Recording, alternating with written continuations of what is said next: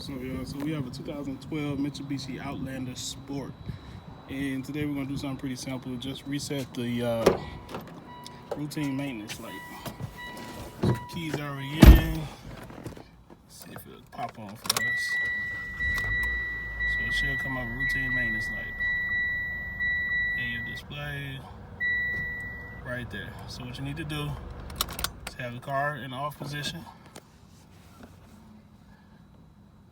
You're going to go to your info button, which should be on your left behind the light switch. So you're going to go to your info button that sends you through your trip. Once you get to this maintenance screen, you hold the info button until it starts to blink. And once it starts blinking, let it go. Press the info button again, and it's cleared. Just that simple. Now you got another 46 months or 3,100 miles, and you good to go. This should work on all Mitsubishi Outlanders between the years of 2011 to about 2015. So thanks for watching. Please like, comment, and subscribe. Peace.